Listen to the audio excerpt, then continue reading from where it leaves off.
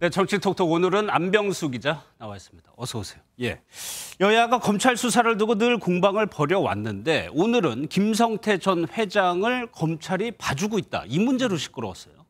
예, 민주당 검찰 독재 정치탄압 대책위원회는 입장문을 내서 검찰이 김성태 전 회장의 봐주기로 일관하고 있다고 주장했습니다. 검찰이 주가 조작을 비롯한 시세 조종 혐의에 대해서 기소를 하지 않고 있다는 게 주된 이유인데요. 특히 사건을 수사 중인 검사들의 실명을 공개하면서 이들이 친윤 라인이라는 의혹도 제기를 했습니다.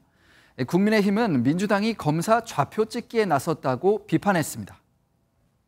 과거 식물검찰을 만들기 위해 또 국민 편가르기를 위해 그토록 사용했던 악질적인 좌표 찍기를 다시 가동하고 있습니다. 국민의힘뿐만 아니라 한동훈 장관도 이 문제에 대해서 직접 언급을 했어요. 뭐라고 그랬습니까? 예, 한 장관도 기자단에 즉각 입장문을 냈는데요. 민주당의 행보를 겨냥해서 정치의 영역이 아니라 범죄의 영역에 가깝다면서 날을 세웠습니다. 또 이재명 민주당 대표가 연루된 쌍방울 대북 송금 의혹을 언급하기도 했는데요.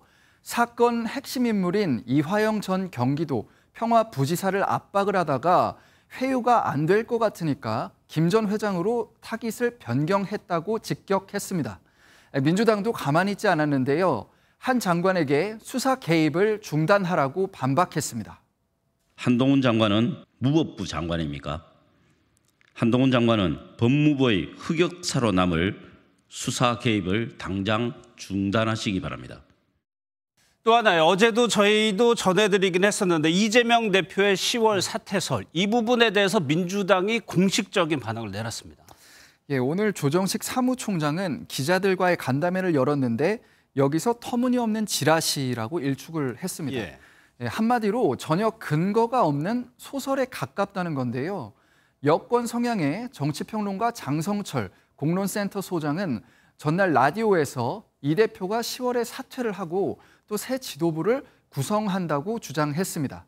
이 간담회에서는 윤 정부 들어서 가장 낮은 당 지지율을 기록한 것에 대한 질문도 나왔는데요. 조 사무총장은 그렇게 우려할 만한 상황은 아니라고 평가했습니다. 예. 지금 이제 휴가철이 본격적으로 시작이 됐는데 양당 대표 계획은 어떻습니까? 예, 두 대표 모두 책을 읽으면서 하반기 정국을 구상하겠다는 계획입니다. 먼저 떠난 거는 국민의힘 김기현 대표입니다. 김 대표는 어제 가족들과 베트남으로 향했는데요. 휴가 기간에 외교와 복지, 또 세대론을 각각 다룬 3권의 책을 읽을 계획이라고 합니다. 이재명 민주당 대표도 비슷한데요. 오는 1일부터 휴가에 들어갑니다. 수도권 근교에서 하반기 전국 구상을 하겠다는 계획인데 역시 2권의 책을 골랐습니다. 이 중 노동 문제를 다룬 같이 가면 길이 된다는 지난 5월 문재인 전 대통령이 추천해준 책입니다. 예. 마지막으로요. 얼마 전에 청와대를 개방한 지 1년이 넘었는데 상당히 이색적인 모습이 연출이 됐습니다. 예, 역대 대통령의 가족 6명이 모였는데요. 먼저 누가 왔는지 소개를 해드리겠습니다. 더 아랫줄 왼쪽부터 김영삼 전 대통령의 아들이죠. 김현철 이사장. 그리고 옆에는 이승만 전 대통령의 며느리 조혜자 여사. 그 옆은 윤보선 전 대통령의 아들 윤상구 대표. 그리고 김대중 전 대통령의 아들 김홍업 이사장입니다. 그리고 윗줄 가운데에 박정희 전 대통령의 아들이자 박근혜 전 대통령의 동생이죠. 박지만 회장, 노태우 전 대통령의 아들 노재헌 이사장도 보입니다. 우리나라 정치사에서 전 대통령 가족들이 이렇게 모인 거는 이번이 처음인데 문체부 초대로 청와대에서 열리고 있는 우리 대통령들의 이야기전에 참석해 아버지 혹은 시아버지의 유품을 관람을 했습니다. 참석자들은 통합과 긍정의 대통령 문화가 퍼지길 원한다고 입을 모았습니다. 알겠습니다. 정치톡톡 안병수 기자였습니다.